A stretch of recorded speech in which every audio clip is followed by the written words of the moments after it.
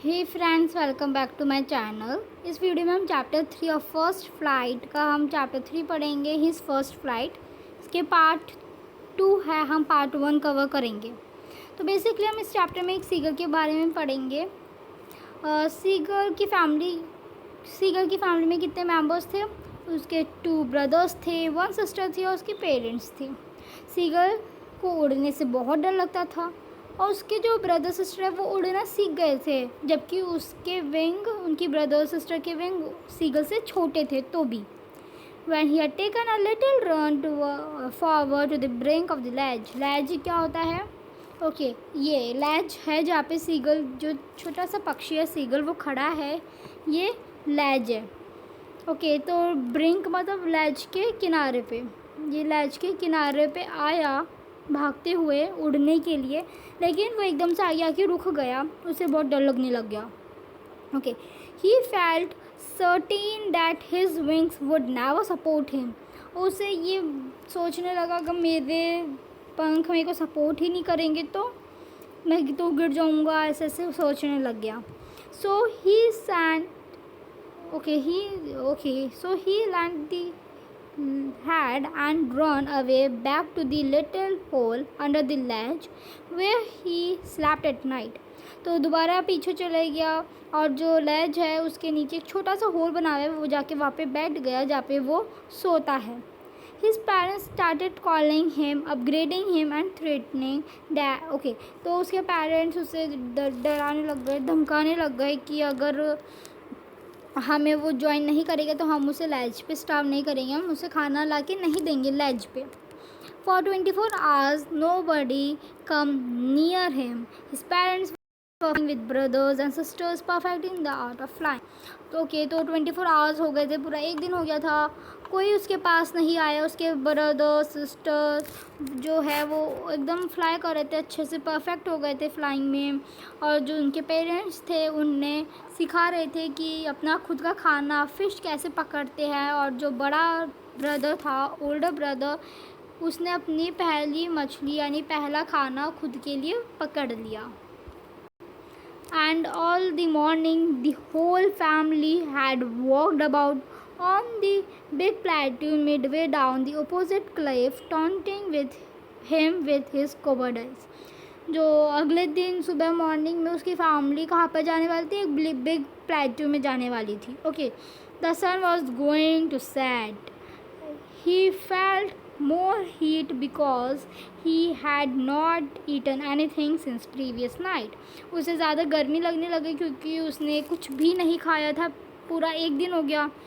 He came out slowly to the brink of ledge। Brink मैंने आपको बता ही दिया था, जो लैज होता है उसका किनारा जिसे हम बोलते हैं, वहाँ पे आया उस होल में से, और एक 1 लैग पे खड़ा हो गया और जो दूसरा लैग था वो छुपा लिया विंग्स में और अपनी आँखें क्लोज कर ली। Then he was pretending to be falling asleep, यानी वो नाटक कर रहा था कि वो सो रहा है, या फिर बेचारा बनने का कोशिश कर रहा था कि भाई कोई मुझ पर तरस खा के मुझे खाना लाकर दे दे।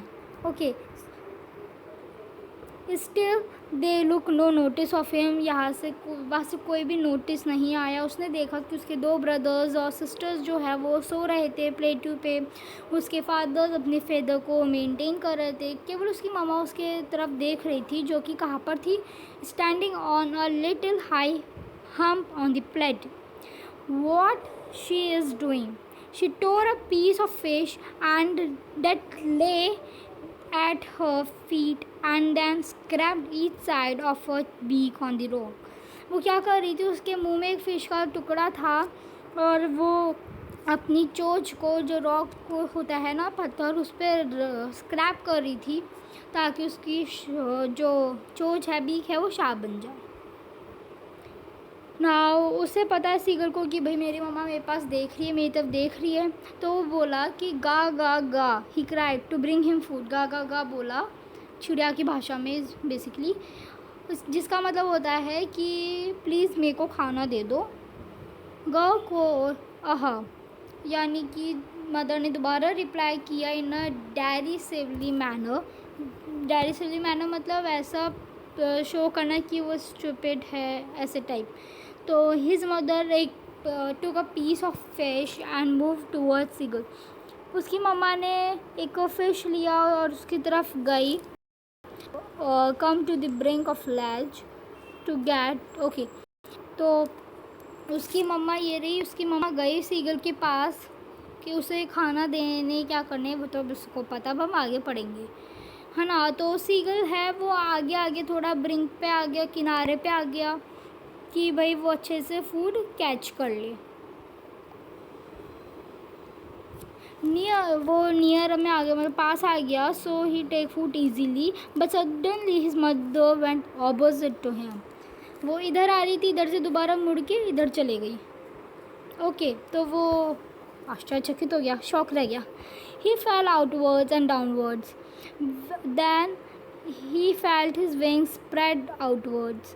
तो उसे नहीं पता था कि वो ऐसे मतलब चली जाएगी. तो वो आगे आया, आगे आते वो तो किनारे पे खड़ा था, तो वो आगे आते ही नीचे की तरफ गिर गया. नीचे की तरफ गिरा, जैसे ही नीचे की तरफ गिरा उसने अपने विंग्स को बाहर की तरफ मतलब उड़ता हुआ देखा, मतलब महसूस किया. The wind brushed against his breast feather, then under his stomach and against his wings. He would feel the tips of his swing cutting through the air. He is soaring gradually downwards and outwards. He was no longer afraid. Now he started flying with his brothers, sisters, father and mother. जैसे ही वो गिरा उसको महसूस हुआ कि मेरे जो पंख है वो एयर की मदद से ऐसे मतलब उड़ने की कोशिश कर रहा है, बस मेरे को थोड़ा हिलाना है, बाकी वो खुद हो जाएगा. तो उसे अच्छा लगा कि भाई अच्छी बात है, ऐसे कुछ नहीं होता कि भाई उसका साथ नहीं देंगे पंख, जैसे कि वो पहले सोचता था नेगेटिव चीज़ें. लेकिन अब जैसे वो थोड़ी कोशिश करने लगा वो ऊपर आसमान तक उड़ने लग गया अपनी फैमिली के साथ, और अब उसे डर नहीं लगता उड़ने में. तो okay now he got tired after flying that much on the first day. तो वो बहुत थक गया, उड़ता रहा तो बहुत थक गया क्योंकि वो उसका पहला दिन था. So his feet sank into the green sea and then his belly touched it. And his family was screamed praising him and their beaks were offering his scraps of dog fish. Okay तो बहुत थक गया तो वो सीधा नीचे जाके पानी में गिरा. पानी में पहले तो उसे डर लगने लग गया कि अब क्या होगा ऐसे, राइट. तो जैसे ही वो पानी में गिरा उसने महसूस किया कि जो मेरा बैली है यानी स्टमक है, पेट है, उससे नीचे मैं नहीं डूब रहा. और उसकी जो फैमिली उन्होंने उसे बोला कि कुछ नहीं होगा, तैरो तैरो ऐसे करके उसे हौसला बढ़ाया. तो फिर ठीक है, अब उसे भी ज़्यादा डर नहीं लग रहा था और जैसे उसने उस टाइम अपनी पहली फ़िश पकड़ ली. He had made his first flight. Now उसे अब उड़ने में भी डर नहीं लगता और तैरने में भी डर नहीं लगता. एक ही दिन में उसने उड़ना भी सीख लिया, तैरना भी सीखा, अपने लिए खाना भी पकड़ना सीख लिया. So this chapter was completed. Thanks for watching.